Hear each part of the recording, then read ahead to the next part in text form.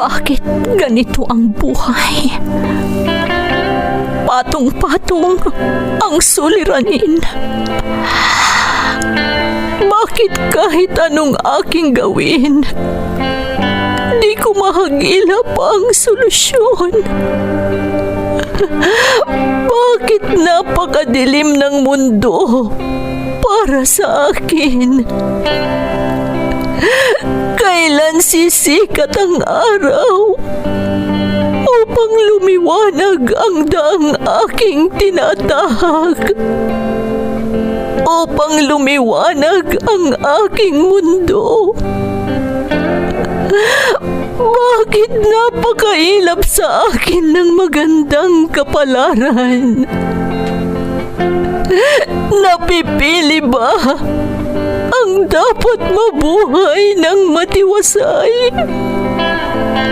Ang dapat lumigaya? Tao rin ako.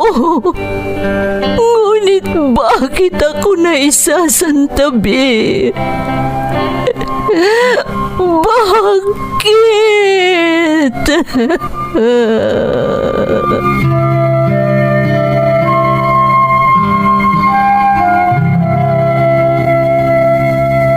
Puno ang mundo ng suliranin. Ang solusyon, umaapaw din. Sa bawat pagpatak ng luha, katumbas nito ay ligaya. Sa tuwing sasapit ang gabi, darating ang bagong umaga. At sa tuwing tayo ay nadarapa, sa ating pagtingala, may malalakas na bisig na handang humatak sa ating muling pagtindig. Bakas ng lumipas.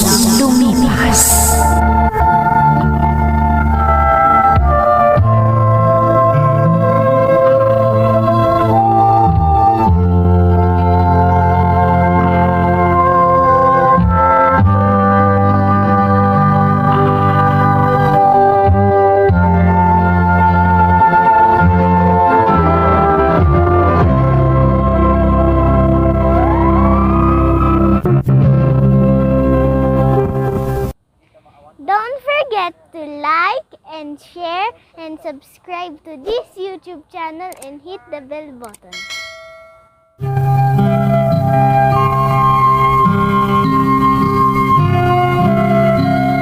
Magandang araw sa inyong lahat.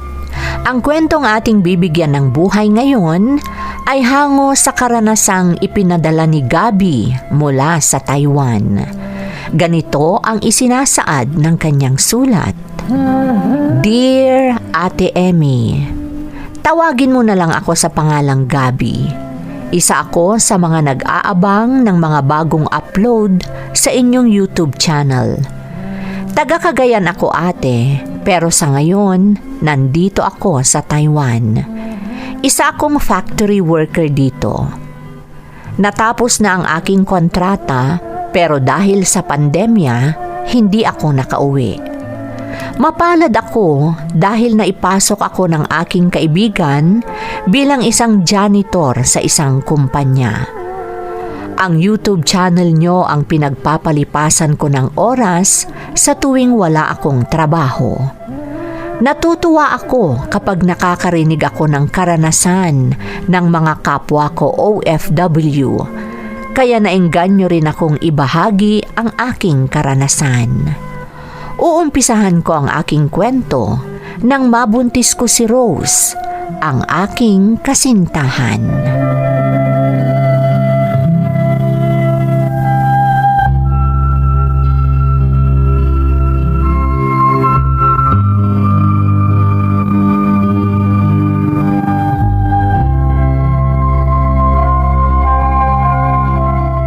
Rose, bakit ka ba nag-aalala? Ilang beses na tayo nakalimot. Normal lang na mabuntis ka. Gabi, hindi pa tayo handa. Noong niligawan kita, nakahanda na ako. Nung may mangyari sa atin, lalo akong naghanda. Dahil alam kong darating ang ganitong pangyayari. Kaya huwag kang mag-alala. pakakasalan kita. Hindi pwede. Bakit hindi pwede, Rose? Hindi mo kilala si Mama. Siguradong hindi siya papayag. Bakit naman siya hindi papayag? Alangan namang hahayaan kanyang magbuntis ng dalaga. Gabi, hindi mo kasi ako naiintindihan. Paanong hindi kita naiintindihan? Legal naman ako sa mama mo. Alam niyang ako ang kasintahan mo. Ngayon, sasabihin mong hindi siya papayag, samantalang buntis ka na. Iba ang ugali ni Mama. Mabait naman siya kapag nag-uusap kami tuwing dinadalaw kita sa inyo. Ako ang paniwalaan mo. Ako na ang nagsasabi. Iba ang ugali ni Mama. Siguradong hindi siya papayag na mabuntis ako.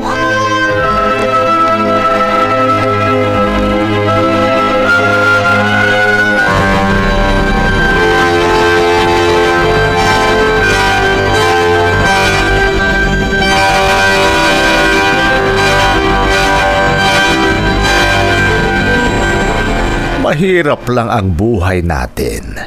Pero hindi ito ang dahilan para hindi mo pakasalan si Rose. Ganyan rin ang sinabi ko kay Rose, Tay. Pero pinipilit niyang hindi raw papayag ang mama niya. Ha? Paano ngayon yan? Alangan namang hahayaan niyang mabuntis na lang ang anak niya. Ganyan din ang sinabi ko sa kanya, Nay. Pero hindi ko pa raw lubos na kilala ang ina niya. Iba raw ang ugali nito. Ang mabuti pa, pumunta na lang tayo sa bahay nila Rose para makapag-usap kami ng nanay niya. Oo, anak. Kailangang mapag-usapan na ang tungkol sa kasal niyo. Dahil buntis na si Rose. Sige po, Tay. Kakausapin ko si Rose. Sasabihin ko sa kanya ang mga sinabi niyo sa akin.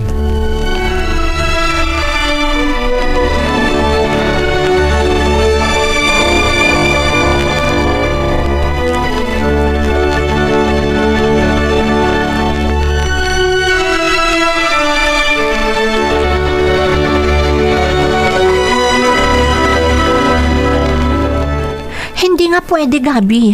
Ano ka ba naman? Paano malulutas ito kung hindi kami makikipag-usap sa nanay mo? Ang kulit mo. Bakit ka nagagalit? Paano? Ang kulit-kulit mo. Sinabi ko na nga hindi pwedeng malaman ni Mama ang sitwasyon ko.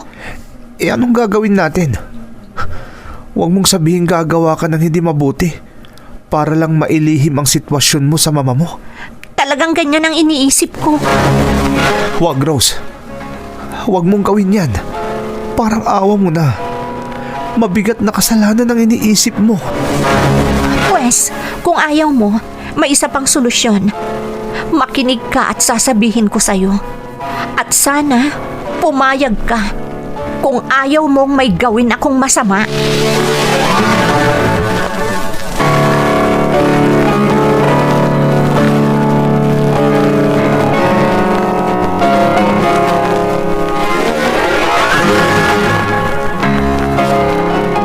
Ano? Ay, ganyan pala ang ugali ni Rose. Bakit ngayon lang natin nalaman yan? Inay, Ano ngayon ang desisyon mo, anak? sabihin mo kung ano ang desisyon mo, Gabi. Nakahanda kaming umalalay sa iyo. Ayoko pong makagawa ng mabigat na kasalanan si Rose, Itay, Inay. Kaya papayag na lang ako sa hiling niya. Lalayo muna kami hanggang sa makapanganak siya. Gabi, anak. Pasensya na po kayo. Pero kailangan kong gawin ito. Dahil una sa lahat, anak ko ang pinag-uusapan dito. At gaya nga ng sinabi ko, ayoko pong magkasala kami pareho kung may gagawing hindi mabuti si Rose sa anak namin. Kaya lalayo na lang muna kami hanggang sa makapanganak siya.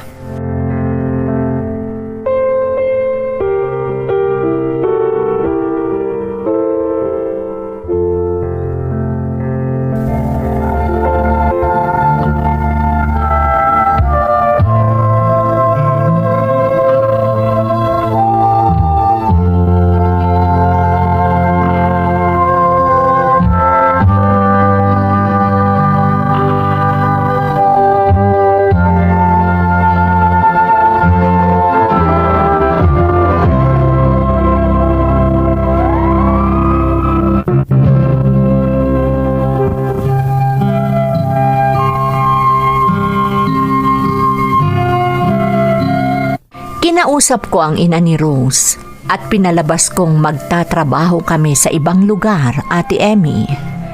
Pero ang totoo, pumunta lang kami sa isang lugar na walang nakakakilala sa amin at doon namin hinintay ang panganganak ni Rose. Habang naroon kami sa lugar na yun, nagtrabaho ako para makapag-ipon para sa panganganak ni Rose at para makapagpadala rin ako sa aking mga magulang. Triple kayod ang ginawa ko, ate, para makapagpadala rin si Rose sa kanyang ina, para matakpan ang alibay namin na magtatrabaho kami sa ibang lugar. Inaasahan kong mahihikayat ko si Rose na magpakasal kami pagkapanganak niya. Pero nagkamali ako.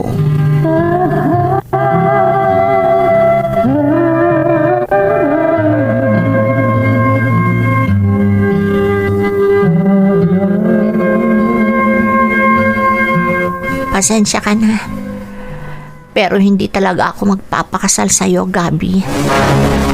Ano? Pero Rose, may anak na tayo. Anak mo lang siya. Hindi ko siya anak. Ano? Rose, bakit nasasabi mo yan? Samantalang dinala mo siya sa iyong sinapupunan ng 9 na buwan. Pwede ba? Huwag mo nang ipilit ang kasal na sinasabi mo. Hindi ako magpapakasal sa'yo. Magpasalamat ka nga. At ipinanganak ko pa ang batang yan. Rose, Kapag malakas na ako, uuwi na ako sa lugar namin. At hindi na ako makikipagkita sa'yo. ano? Maliwanag naman siguro ang sinabi ko, Gabi. Naiintindihan mo naman siguro yan.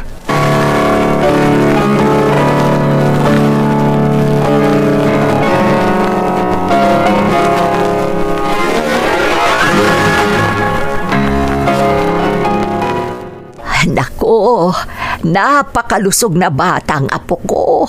Nakakatuwa. Ang bango-bango. Amoy baby talaga. Nay, nasan po ang itay? Dinaanan kanina ni Mariano. May pinuntahan sila. Pero huwag kang mag-alala. Mamaya lang, nandito na siya. Oo nga pala. Bakit kayo lang ni baby ang dumating? Nasaan si Rose? Oh, bakit napabuntong hininga ka, anak? Nasaan si Rose? Nasaan ang ina ng apo ko? Nakipaghiwalay na po sa akin si Rose, Nay. Ano? Hinintay lang niyang lumakas siya. Pagkatapos nun, sinabi niyang uuwi na siya. Nakisabay na lang kami ni baby sa biyahe. Pero pagdating namin sa terminal, nagpaalam na si Rose. Ano? Ano ba naman si Rose? Talaga palang iniluwan lang niya ang anak niyo. Opo, Nay. Nakalulungkot mang isipin. Pero ganyan ang nangyari. Anong plano mo ngayon, anak? Hindi ko pa po alam, Nay. Pero kapag nagkaroon ako ng pagkakataon, gusto kong kausapin ang ina ni Rose. Bahala na.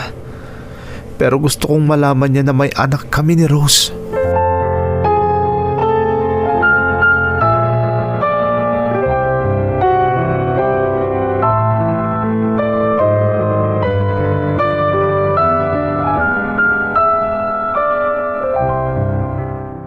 Ano ba namang klaseng babae ang minahal ng anak natin?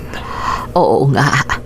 Napakabait naman niya nung ipakilala siya sa atin ni Gabi.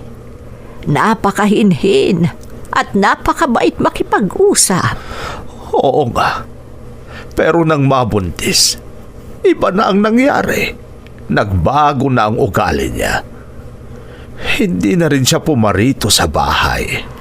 Ang ikinalulungkot ko lang ay ang ginawa niya pagkatapos niyang iluwalang bata. Pero alam mo, napakagaan ng pakiramdam ko kapag tinititigan ko ang apo natin.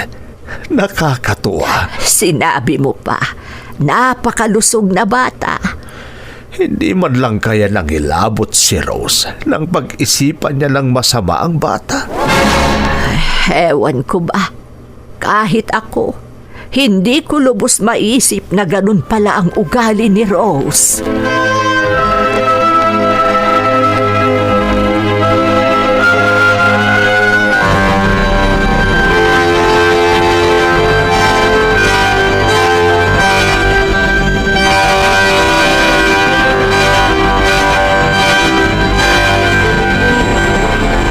Anong ginagawa mo dito, Gabi? Gusto kong makausap ang mama mo, Rose. Ano? Huwag kang gagawa ng kung ano-ano, Gabi. Ayokong malaman ni Mama ang lahat. Lalo na at maayos ang lahat nang dumating ako dito. Kailangan malaman niyang meron nangyari. Yang bunganga mo! Rose, Kung iniisip mong makikipagbalikan ako sa'yo, pagkatapos na malaman ni Mama na nanganak ako, nagkakamali ka. ano? Hindi kita gusto. Hindi kita mahal.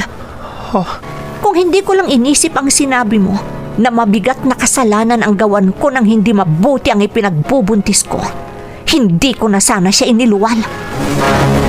Ano? Kaya pwede ba? Huwag mo na nga akong guluhin. Gaya ng sinabi ko, wala na tayo. Total, nasa iyo na ang bata. Pasalamat ka nga at binuhay ko pa ang bata. Kaya nasa iyo siya ngayon.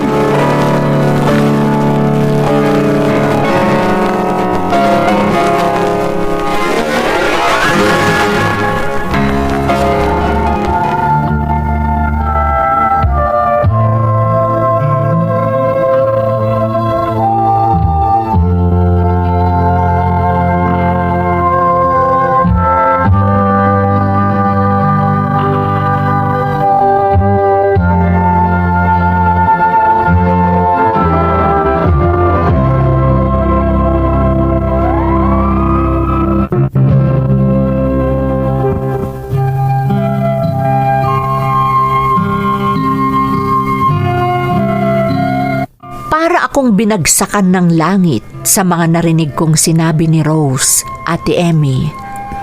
Kung hindi ko lang napigilan ang aking sarili, malamang nasaktan ko siya. Umalis ako sa kanila na mabigat ang aking kalooban. Hindi ko alam kung ano ang aking gagawin. Nakapag-isip na lang ako ng tama pagkatapos kong dumaan sa simbahan at manalangin. Talagang umiyak akong nanalangin sa Diyos. Buti na lang at nariyan ang aking mga magulang na nag-aalaga sa aking anak. Kaya naipagpatuloy ko ang aking pagtatrabaho.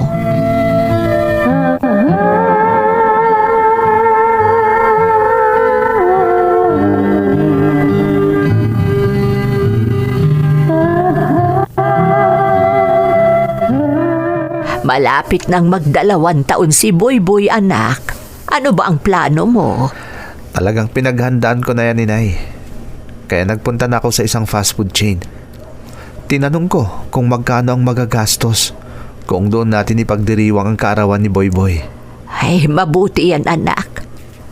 Siguradong masaya yan. Dahil may mga maskot din doon, hindi ba? Opo, Nay. Pero sino nga ba ang mga bisita mo? Sino ba ang mga tatawagin mo, anak? Ang mga malalapit ko pong katrabaho. At ang mga pinsan kong may mga maliliit na anak. Nako, siguradong masaya ang birthday ni Boy-Boy, anak. Dapat lang, Nay. Ayoko pong magmukhang kawawang anak ko sa poder ko. Gusto kong ibigay ang lahat sa kanya para hindi niya ako sisihin pagdating ng araw. Anak. Gusto ko pong kahit anong nangyari sa amin ng kanyang ina, lumaki siyang mabuting bata. Lumaki siyang punong-puno ng pagmamahal.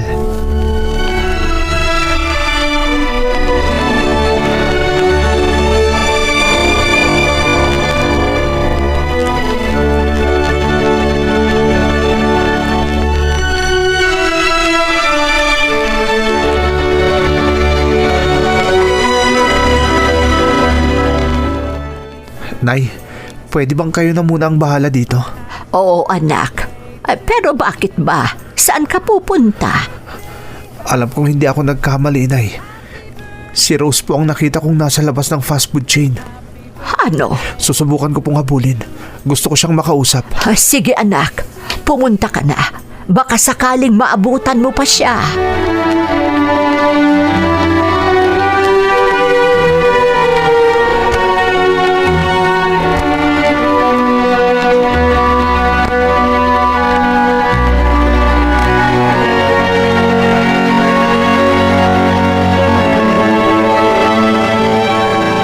Sinasabi ko na nga ba?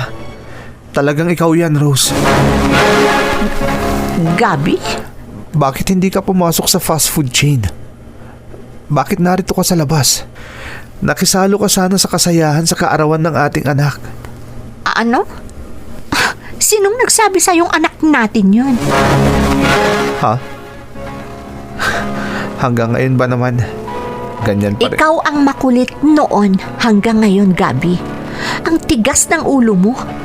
Para sabihin ko sa'yo, nagkataon lang napapasok sana ako kanina sa fast food chain. Pero kung inaakala mo na kayo ng batang yun ang pupuntahan ko, nagkakamali ka.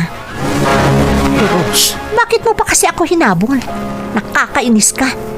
Bumalik ka na nga doon. Dahil kahit anong mangyari, mananatili ang desisyon ko tungkol sa ating dalawa.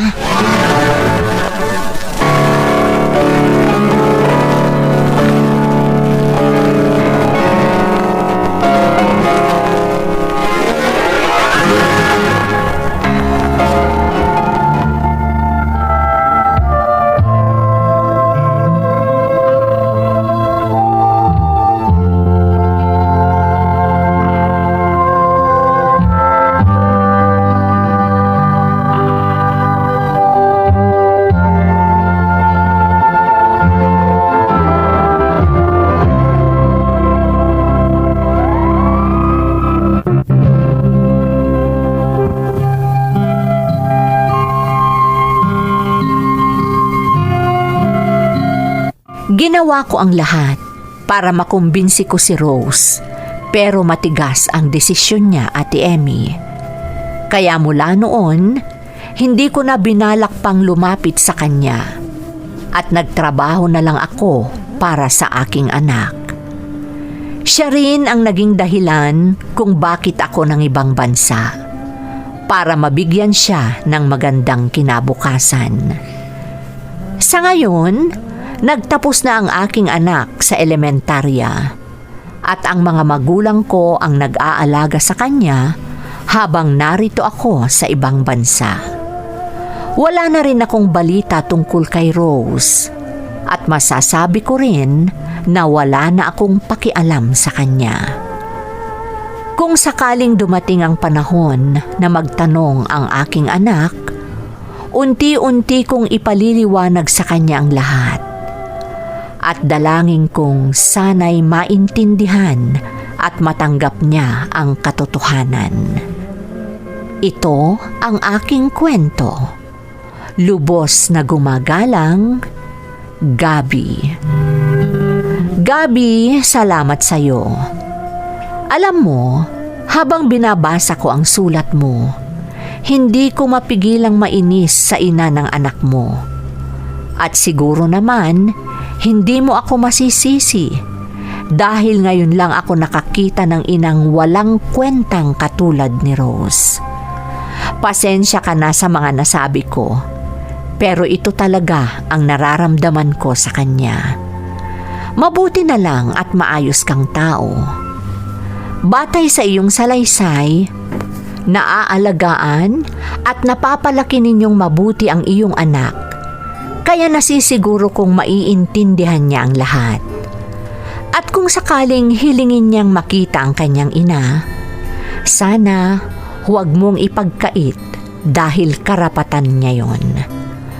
Muli, maraming salamat sa pagbabahagi ng iyong kwento dito sa ating programa. Bakas ng Lumipas. Di man buburan isipan ang mga pagsubok na karanasan,